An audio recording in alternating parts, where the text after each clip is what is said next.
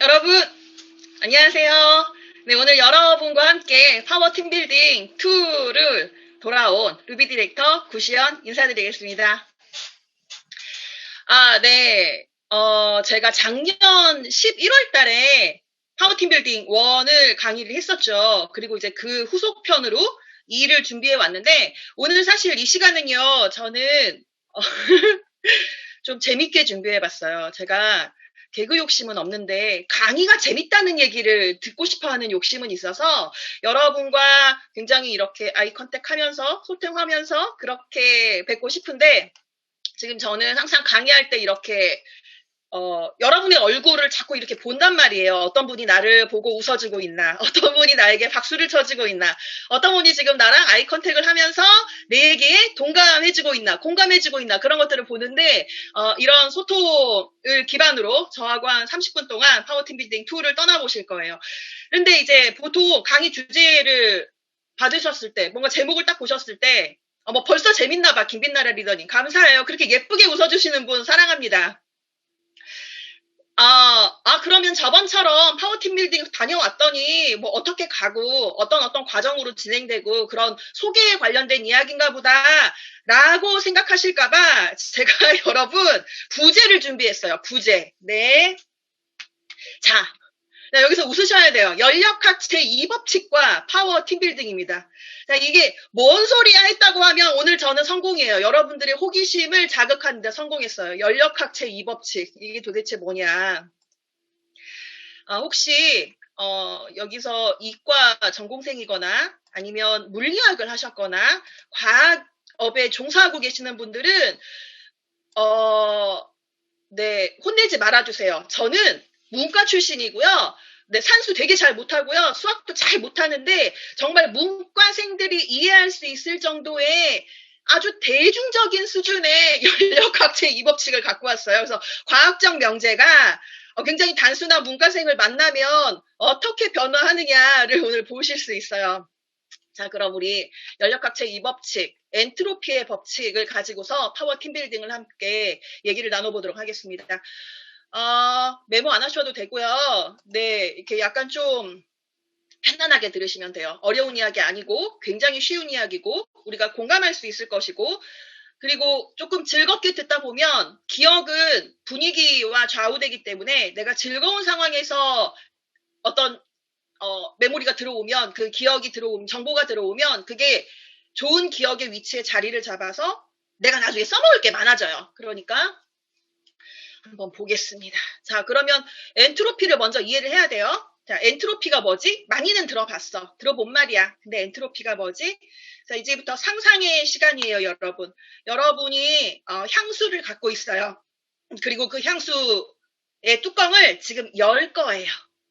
그러면 그 순간에 내가 있는 공간은 어떤 현상이 벌어지죠? 그쵸? 향기가 나겠죠. 이렇게 밀폐되어 있는 공간에 있는 분자들이 오픈하는 순간 열린 공간으로 나오면서 향이 퍼질 거예요. 그럼 또 다른 거 하나. 여기 뜨거운 커피가 있어요. 뜨거운 커피는 그냥 우리가 실온에 두면 시간이 지나고 나면 어떻게 되죠? 네, 딱 마시기 좋을 정도로 식죠. 따뜻한 것들은 온도가 낮아질 수 있어요. 그런데 이 엔트로피라고 하는 이 용어, 이 연력학제 2법칙에서의 원칙 하나는 뭐냐면 다시 돌아갈 수는 없어요. 퍼졌던 향수의 향기를 다시 통 안에 담아 넣을 수는 없고 따뜻했던 커피가 식었는데 이 식었던 커피를 뭔가 다른 활동을 거치지 않고서 그냥 저절로 다시 뜨겁게 할 수는 없어요. 자, 마지막으로 하나만 더. 자, 여기 지금 투명한 컵에 맑은 물을 담아놓고 잉크를 뿌렸습니다. 그러면 누구나 상상할 수 있듯이 잉크가 번지죠. 퍼지죠. 이렇게 해서 나중엔 처음에는 잉크방울이었던 것이 어느 순간 섞이게 되면서 물이 파란색이었던 것처럼 보여지는 것이죠. 그런데 이 잉크가 다시 물 밖으로 나와서 기존의 상태로 돌아올 수 있다, 없다? 없다. 굉장히 말은 되게 어려웠는데 뻔한 이야기 하고 있어요, 지금. 그쵸? 이게 엔트로피예요. 자, 이제 이해 단계로 넘어갈게요. 같은 방의 사진이잖아요. 같은 방의 사진인데, 한쪽은 정리정돈이 하나도 안 돼 있는 모습이고, 한쪽은 깔끔하게 정리가 되어 있는 모습이에요. 그러면 우리는 정리가 하나도 안 돼 있는 이 상태를 엔트로피가 높다라고 얘기해요. 깔끔하게 정리가 되어 있는 상태를 엔트로피가 낮다라고 얘기해요. 그러니까 어질러진 걸 그냥 뭔가 저절로 다시 정리가 되게 할 수는 없지만 뭐 어떤 활동을 통해서 어떤 일을 통해서 엔트로피를 낮출 수는 있는 거예요. 되돌릴 수는 없지만 낮출 수는 있다. 그럼 엔트로피를 낮추는 거에 한번 집중해 볼게요. 이 사진 제가 재밌어서 갖고 왔어요. 위에서 본 주차장의 사진이에요. 지금 차들이 막 중구난방으로 이렇게 정리되어 있는 것들은 엔트로피가 높은 상태고요. 요걸 한번 정리를 이렇게 색깔별로 해봤어요. 엔트로피를 낮춰놨죠.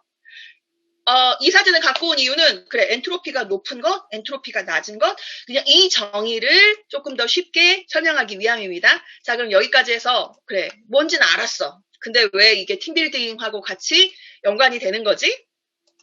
뭐 하나 쉽다더니 하나도 안 쉬운데? 나 지금 되게 어려워지려고 그러는데 이런 거 왜 해가지고 나를 복잡하게 만드는 거야? 라고 생각하고 계시면 안 되는데 저는 오늘 되게 재밌을 거라고 생각하고 준비해왔거든요.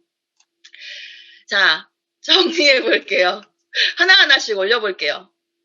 그러면 질서인 상태가 무질서로 가는 거.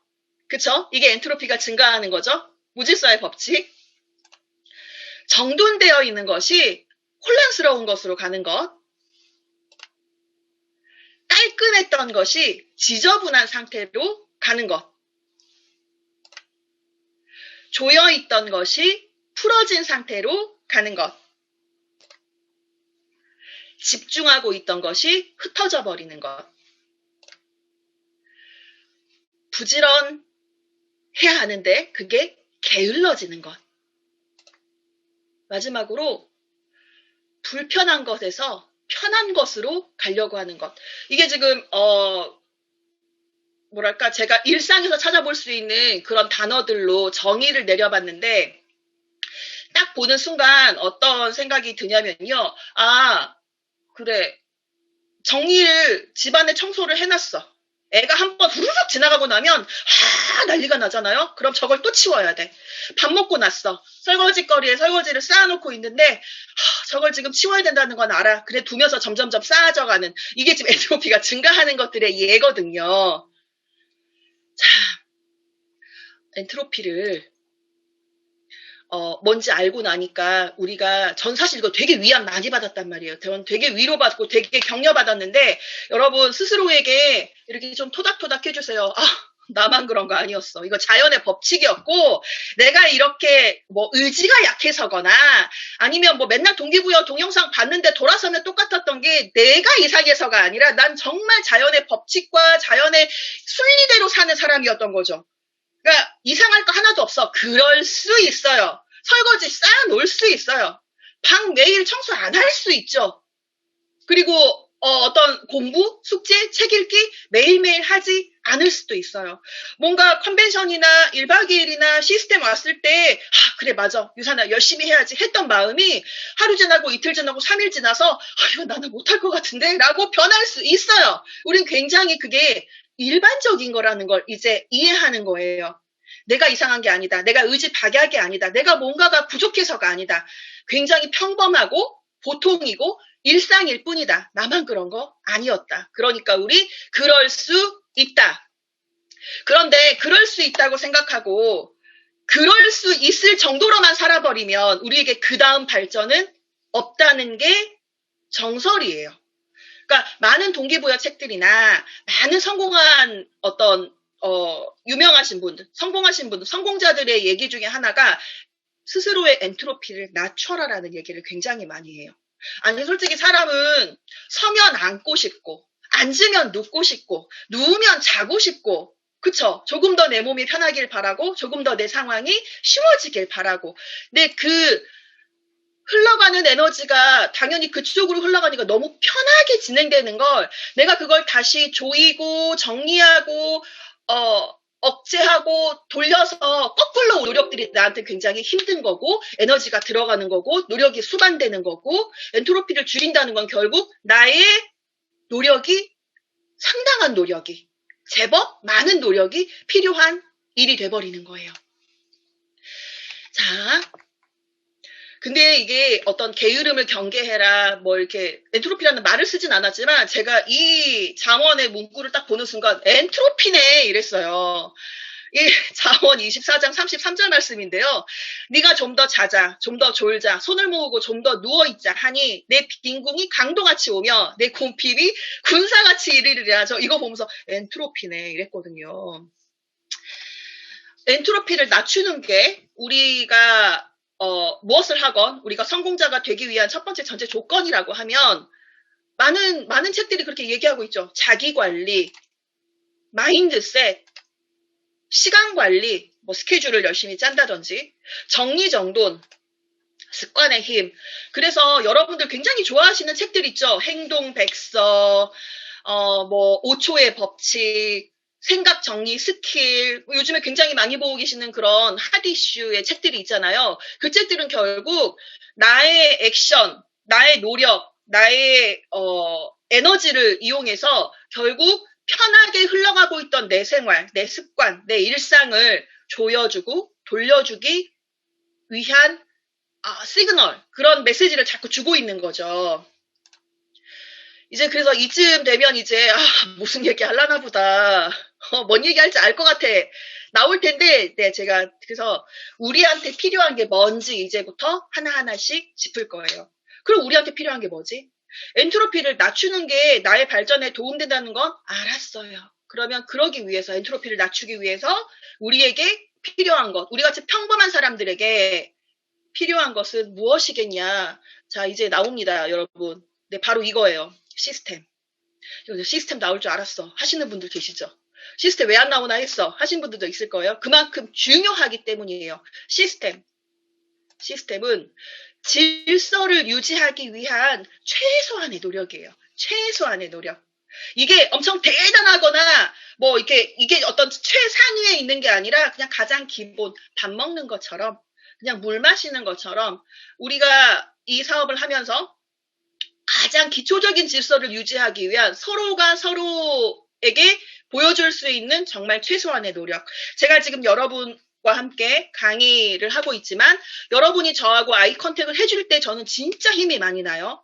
그리고 여러분들이 저의 얘기에 재미가 없으면 없는 대로, 재미가 있으면 있는 대로 웃어주고 손뼉 쳐주고 반응해주고 팔짱을 끼더라도 아이 컨택을 저랑 해주는 게 저한테는 굉장히 힘이 나요. 그러니까 이 시스템이 제대로 유지되기 위해서는 한 사람의 노력만으로는 이루어지지 않는 거예요. 상호 간의 노력이 필요한 거예요. 상호 간에. 그래서 엔트로피를 낮추는 첫 번째가 뭐냐면 나를 불편하게 하는 것이 나를 성공자로 만들어요. 나를 불편하게 하는 것이 나를 부자로 만들어요. 한마디로 예를 들어볼게요. 지금 우리 목요일 날 11시는 이렇게 줌으로 유더베스트 시스템이 진행되는 시간이고 진행되는 날이잖아요.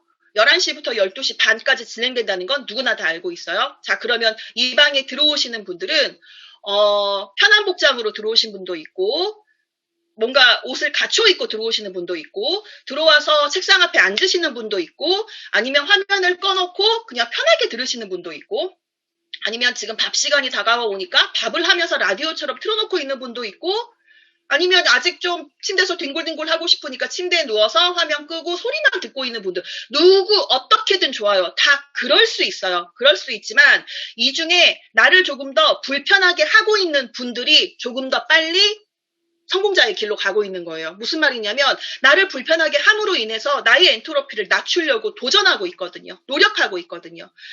정해진 시간인 건 알아. 목요일 날 11시는 시스템 시간인 거 이미 알고 있어요. 그러면 그 시간에 약속을 조절할 수도 있었고 나의 볼일을 미룰 수도 있었고 내가 이 시간에 올인하기 위해서 나의 스케줄을 충분히 조절할 수 있었어. 그런 것들을 조절하시는 분이 최고로 엔트로피를 낮춘 거죠. 왜냐하면 내 스케줄을 바꿔버렸으니까. 그런데 들어와서 앉아있을 때 티셔츠 입고 들어올 수도 있고 추리닝 입고 들어올 수도 있고 다 들어올 수 있어요. 근데 그러면도 뭔가 정자세로 갖추고, 지금 한번 여러분들 화면 이렇게 쓱 돌려가지고, 지금 얼굴이 보이는 분들을 보세요. 얼굴이 보이는 분들과 화면을 닫아놓고 계시는 분들이 있을 거예요. 그런데 보여놓고 있는 분들이 얼마나 초롱초롱하게 지금 집중하고 있는지를 보세요. 이게 나는 잘 모르지만 내가 그만큼의 불편함을 감수하고 집중하기 위해 노력하고 있는 그것만으로도, 우리 왜 흔히들 멀티태스킹 된다, 나는 하나 하면서 두 개 가능해, 나 운동하면서 이거 들으려고 그랬어, 걷기 운동 해야 되니까 7,000보 걸으면서 들으려고 했지, 밥하면서 들을 수 있잖아. 절대 100% 집중 못해요. 사람은 멀티태스킹 생각보다 안 돼요. 여기에서 나오는 이야기들, 강사들이 전해주는 이야기들, 그게 정말 온전히 나한테 들어와서 내 어떤 가슴 안에 하나의 씨앗으로 남아서 나중에 이게 싹을 틔우고, 그래 맞아 그때 그 말이 이 말이었구나 하려면 서로 간에 집중해줘야 돼요. 에너지는 소통하는 거니까 서로 통해야 되는 거잖아요. 그러니까 나를 최대한 불편하게 만들어 보세요. 뭐 먹을 수도 있지. 먹는 게 크게 나쁜 거 아니에요. 그럴 수는 있어요. 그렇지만 먹는 걸 잠깐, 왜 우리 극장에 가봐요, 여러분. 극장에 갔는데 영화 시작하기 전에 막 광고 나올 때는 팝콘 먹고 콜라 먹고 이러다가 영화 딱 시작하고 나서 뭔가 이제 스토리 제대로 진행된다 그러면 팝콘이 입에 들어가요? 안 들어가요. 안 들어가요. 그쵸? 그만큼 내가 집중하면 다른 것들은 할 수 없어요. 내 모든 것들이 거기에 꽂히거든요. 그러면 우리가 그냥 우리 시스템에 참여하고 있을 때조차도 나를 최대한 불편하게 만들어보자. 각 팀마다의 줌 미팅이 있으시잖아요. 각 팀마다의 줌 미팅에 시간 맞춰 매일 들어가는 거 상당히 번거로워. 잘 시간인데 밤 9시, 밤 10시에 애들은 막 뛰어다녀. 애들도 씻겨야 돼. 나도 좀 눕고 싶어. 드라마도 보고 싶어. 근데 그럼에도 불구하고 나를 그 자리에 있게 하는 거죠. 그게 나의 엔트로피를 낮추는 일이니까. 지금 이제 운전하시고 계시는 분들도 계시잖아요. 저는 이것도 되게 감사한 일인 것 같은데, 운전을 하면서도 그래요, 듣는 거예요. 듣는데 이왕이면 나 여기 있어요. 나 여기 있어요. 나 운전하고 있지만 집중해서 듣고 있어요를 화면을 열어서 보여주는 분과, 그렇지 않고 그냥 내가 집중할 수 없으니까 그냥 화면 꺼놓지. 그래서 우리가 130명이 들어오건 150명이 들어오건 200명이 들어오건 화면을 오픈하신 분이 많으면 많을수록 그 시간, 그 에너지는 높을 수밖에 없어요. 왜냐하면 강사와 나와의 1대1의 소통이 아니에요. 주변에 보고 있는 분들의 에너지가 함께 소통하는 거예요. 네, 김민주 리더님이 지금 되게 밝게 웃어주셨는데 왜 웃어주시는지 모르겠지만, 네, 미소가 너무 아름다우십니다. 자, 두 번째, 엔트로피를 낮추는 방법 두 번째는요, 배움에 대한 투자를 아끼지 말자예요. 배우는 데 들어가는 시간과 돈은 아끼지 말자예요. 특히 네트워크가 그래요. 네트워크는 교육 사업이기 때문이고, 두 번째, 네트워크는 1인 기업이기 때문이에요. 내가 배웠던 만큼 내가 고스란히 다 쓸 수 있고, 내가 배웠던 걸 내가 흡수해서 내 다운라인, 내 팀에 복제시킬 수 있으려면 배워야 돼요. 그래서 사실 이 팀빌딩 2, 저희가 이제 저희 팀이 작년에 팀빌딩 1을 다녀오고 올해 팀빌딩 2를 다녀왔어요. 이게 원래 1, 2의 구성인데 2를 다녀왔던 때 저희가 집중했던 건 바로 이거였어요. 배움에 대한 투자는 아끼지 말자. 배우고 오자. 파워 팀빌딩으로 넘어갑니다. 파워 팀빌딩은 1과 2는 약간 달랐어요. 뭐 1 다녀오신 분들이 2 안 갈 수도 있어요. 근데 이 강경수 교수님의 파워 팀빌딩은, 저는 만약에 저희 팀 내부에서 제가 이 모든 것들을 동기부여시키고 다 할 수 있었다고 하면 외부의 힘을 빌리지 않았을 거예요. 근데 저는 외부의 힘을 빌렸고, 그래서 제가 부족한 부분을 그렇게 해서 채우기를 바랬었고, 2를 다녀와서 가장 크게 느낀 건 뭐였냐면, 자, 이게, 심리학에서 얘기하는 조하리의 창이라고 하는 그래프예요. 팀빌딩 1을 다녀오신 분들 이제 있고, 5월 8일, 지금 김주희 리더님 팀이 5월 8일 날 가실 거죠. 그리고 5월 또 중순쯤에 성기부 리더님 팀도 가시는 걸로 알고 있어요. 예약이 지금 막 쭉쭉쭉 잡혀 있는데, 이 조하리의 창의 기준으로 봤을 때 팀빌딩 1에서는 내가 나를 표현함으로 인해서 사람들은 모르고 나만 알고 있는 부분을 보여주는 거였어요. 근데 그게 우리가 관계를 맺을 때 단순히 겉모습으로만 보여지는 거 말고 사람을 조금 알아보고 얘기를 나눠보고 겪어보고 하면 그렇게 몰랐는데 알고 보니 저 사람이, 알고 보니 저 사람. 근데 그걸 알고 보잖아요? 그러면 그 사람에 대한 애정이 솟고 이해가 되고, 그때부터 뭔가 한 식구 같은 느낌이 들어요. 팀빌딩 1은 바로 그 과정이었어요. 내가 감추고 싶었던 나의 숨겨진 창을 다른 사람들, 내 팀, 내 주변에게 내가 직접 표현해서 보여주는 거, 꺼내서 보여주는 거. 그걸 하고 왔다면, 팀빌딩 2에서 뭐라고 왔냐면, 남들은 나를 알아. 남들이 보여주는 내 모습이 있는데, 그걸 내가 모르는 경우가 있거든요. 그걸 보고 왔어요. 한마디로, 내가 누군지를 알고 오는 과정이에요. 왜냐면 내가 누군지를 알고 와야, 나라는 사람이 내 팀 안에서 어떤 역할을 맡고 어떤 책임으로 어떻게 포지셔닝을 할 것인지를 스스로가 느끼고 깨달을 수 있어요. 예를 들어 볼게요. 우리 학교 다닐 때 여러분들 지금 다 보니까 저하고 비슷한 연배인 것 같으니까 지금 애들은 그러지 않겠지만 우리 때는 교실 문 잠그면 열쇠 담당이 있었어요. 그쵸? 열쇠 담당이 아침에 등교를 늦어버리면 어떻게 해요? 아무도 애들이 밖에서 기다려야 되잖아요. 그러니까 이 열쇠 담당은 학교에 일찍 가기 위해서 노력을 해요. 그쵸? 지각하지 않고 일찍 가려고 노력해요. 그 학생은 그 학생에게 주어진 역할이 있으니까 그 책임을 다하기 위해서 노력하는 거예요. 한마디로 팀 내에서 이 팀은 그냥 뭐 스폰서의 팀이니까 스폰서가 알아서 하겠지? 그 생각을 버리게 되는 첫 번째 단추가 파워 팀빌딩이었어요. 우리가 만드는 팀이고 우리가 함께 구성돼서 함께 만들어가야 되는 팀이고 그러기 위해서 그 모든 것들을 스폰서님 혼자 하는 게 아니라 각자 내가 잘하는 것들, 내가 잘할 수 있는 것들, 그리고 내가 도와드릴 수 있는 부분들에 대해서 내 역할을 쏙쏙쏙쏙 맡아서 들어가는 게 이 팀빌딩의 기본이었어요.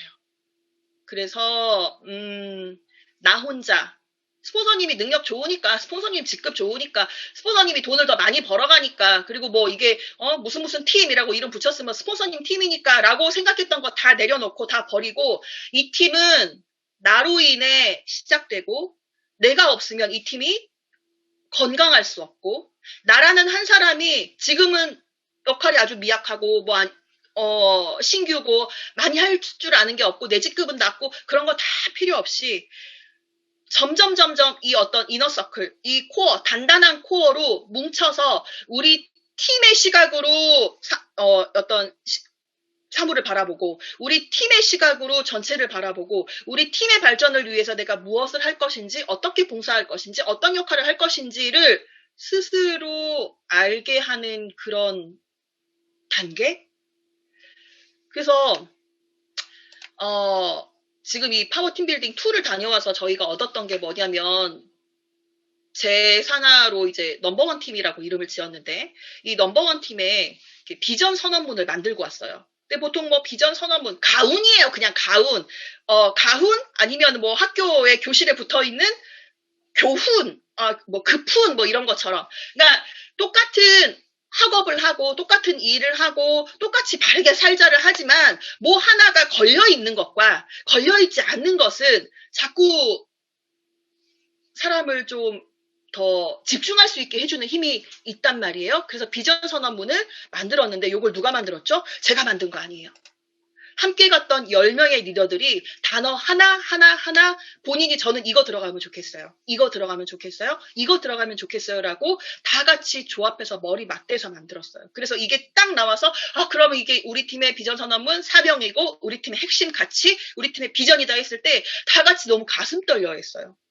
이게 내 팀이구나. 내가 그럼 넘버원 팀에 지분 있는 거네요? 이렇게 얘기해가면서 이게 내 팀이구나. 내가 무엇을 해야 되지? 어떻게 해야 되지를 집중하더라고요. 그러니까 과정에 헌신하지 않는 리더, 그러니까 과정에 참여하지 않는 리더는 결과에 헌신하지 않아요.